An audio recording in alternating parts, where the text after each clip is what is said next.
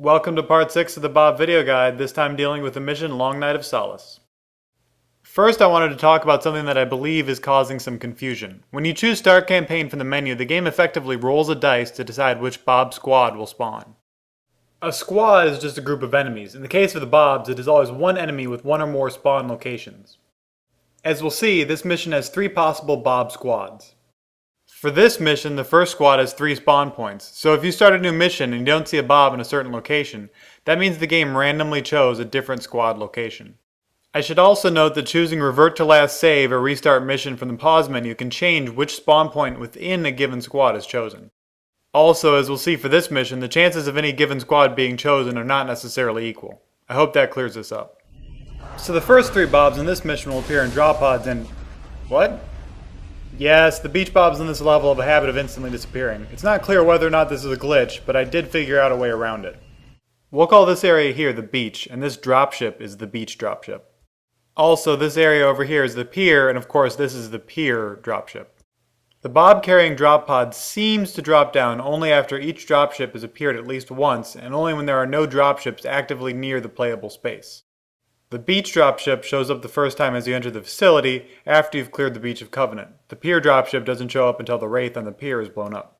The beach Bobs seem to instantly despawn if they arrive as the pier dropship is leaving. If they arrive as the beach dropship is leaving, they'll stick around for a few seconds. The trick is to manipulate the dropships to arrive and depart in the proper order. There are 3 beach Bobs. Bob 32 spawns towards where you began the mission. If you do get Bob to spawn properly, he'll mostly just follow the other enemies around, try to kill you or the Marines for a while, and then disappear. If you're interested in killing any beach Bob, your best bet is to wait near where Bob 32 drops. Since the beach Bobs are different spawns within a squad, each time the drop pod comes down, it will randomly land in one of 3 locations. Bobs 32 and 33 are close to each other, so by waiting there you'll be where Bob lands 2 out of 3 times on average. Bob 33 spawns a little closer to the launch facility than 32 did, and Bob 34 spawns very close to the pier. To get Bob to stick around, you'll want to clear out all the enemies on the beach until the facility doors open. You'll get a checkpoint, which is helpful if you mess up. I recommend getting that sniper rifle and grabbing a rocket launcher from another Marine. Kill this guy to get some more rocket ammo. Next, you need to deal with the wraith. Take out the gunner and try to surprise the wraith and beat it down. You can shoot it, but you probably want to save the ammo. Destroying the wraith will trigger the pier dropship to come. You then need to very quickly trigger the beach dropship to spawn by taking out all the enemies at the beach. If you're lucky, the Marines will have done this for you. Here you can see that the beach dropship is arriving. And here you can see that the pier dropship is leaving off in the distance. Once the beach dropship leaves, the Bob should drop in. Then it's just a matter of avoiding the dropship's fire until it starts to leave. If you hadn't taken out all the enemies on the beach earlier, right now they'd be shooting you in the back. When the dropship leaves, if the game has chosen the Beach Bob squad, you'll see a drop pod come down. If you're lucky, it'll be one of the 2 nearest you. Notice that the first rocket I fire at this Bob does almost no damage. The Beach Bobs seem to be invincible until they finish the animation for exiting the pod. If Bob 32 had dropped in, you could easily hit him in the back. Watch out for the drop pod as it can kill you when it lands.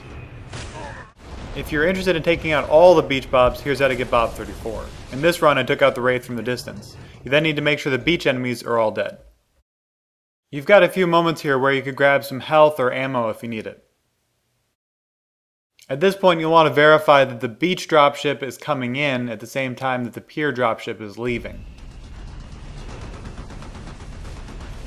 Then you'll need to take out the elite the pier dropship dropped. Leave the smaller enemies or you'll trigger another pier dropship and mess up the dropship order. Keep fire! Drop down to the left, avoid the smaller enemies, and hope that the right beach Bob drops in. If he does, a few rockets should take care of him.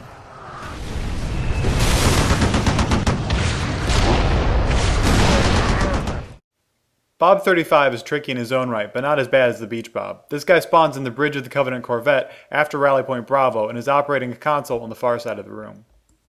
This puts 3 Spec Ops elites, an elite general, and a bunch of grunts between you and him. These other enemies can easily put up enough of a fight that, on Legendary, you won't get to the Bob before he disappears. So how do you kill him?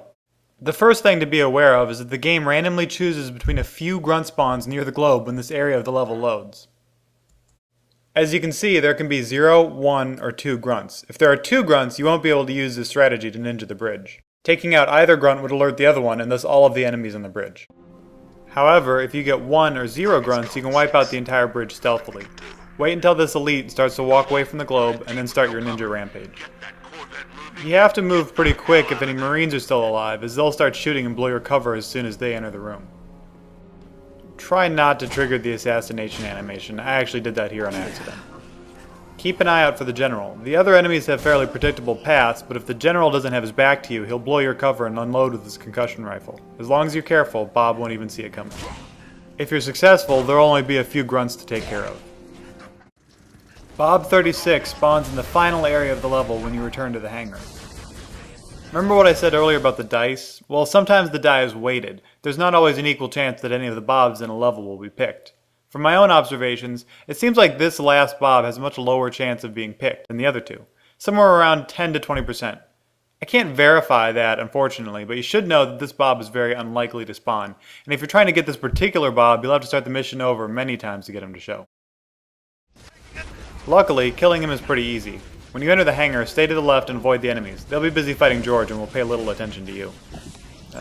Try not to mess up going up the ramp like I did, and you can easily assassinate Bob. He'll be busy fighting George and is unlikely to notice you at all.